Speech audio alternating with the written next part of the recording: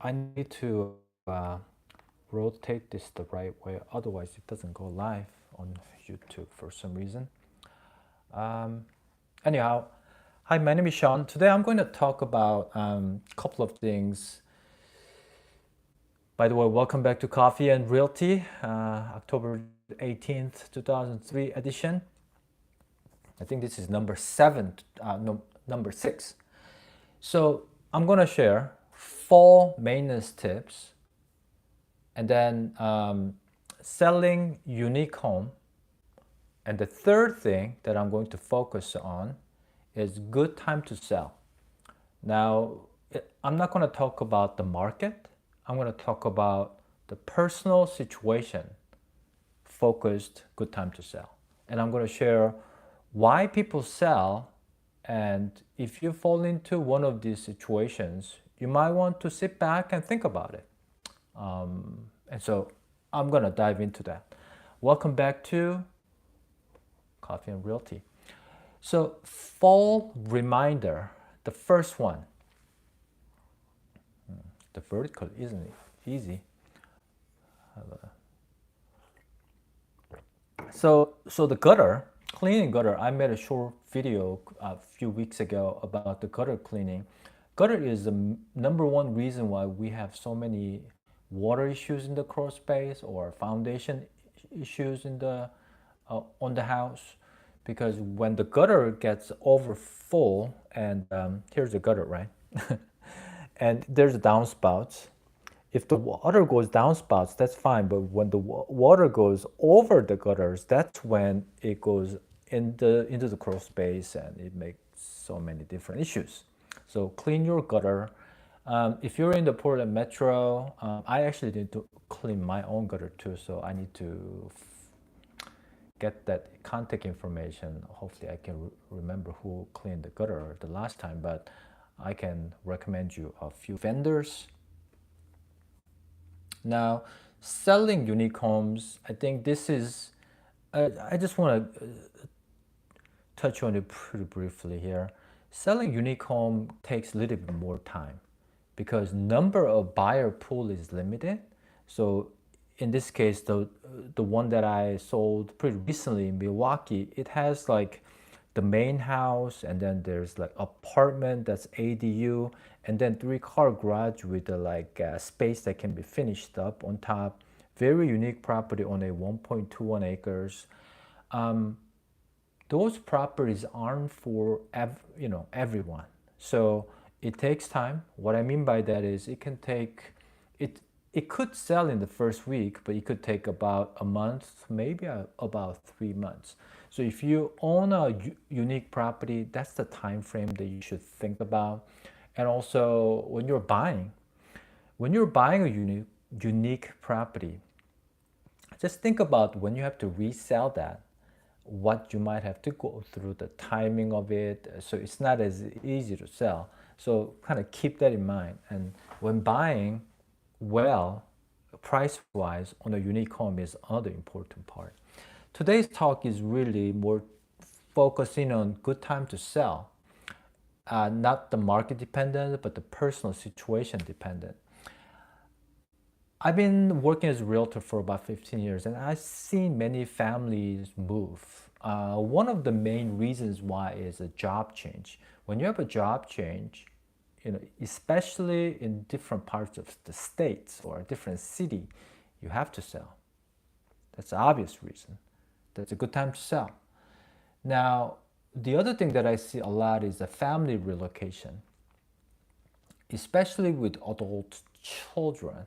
If your adult children is starting a new career in some other city or state, as a grandparents or your parents, they tend to follow their kids, especially if you're retired. Or the vice versa, or the other way. The parents live here and kids go to school and then they come back and get a job in the same city. Lucky families. In that case, they're buying, but in the opposite situation, parents tend to follow their kids, especially if they have grandkids. That's another good personal reason or situation to sell. The other situation that I've seen is the medical reasons, especially for the stairs. When there's like stairs and you have bad knees or back, you can't do stairs that well. It's another good personal reason to sell. Now, in 2023, when the economy is weak, the living cost is constantly going up, this might be an overlooked reason to sell. The living cost improvement. What I mean by that is, if you own a home with a bunch of equity tied up, it might be a good time to sell that property and use the equity to move to a lower cost cities, or use that money to do other things that you may have to do. And especially if you're having a somewhat a hardship because of the business slowing down, or you have higher monthly expenses, you're kind of going under debt, this could be a good time to consider selling your property, especially if you have a bunch of equity tied up on a property. In my opinion, that's better than what I see a lot right now which is reverse mortgages for old folks. And there are not so ethical, somewhat unethical lenders who are reaching out to old folks and not really educating them that well about the reverse mortgage and selling those bad loans to. So you need to talk to your elderly parents to warn them about these reverse mortgage offerings, especially the one like cold calls, or sending the postcards and things like that. I need to drink some, kind of slow down a little bit here. But so going back to the personal reason to sell, the living cost improvement situation. The home that I just did I mention that? There was a seller who lived there for about 30 years. She had a lot of equity. It was a huge that she had a hard time managing. And in her, maybe still some investing with this, but her situation, it was the right thing to sell because she got all the equity.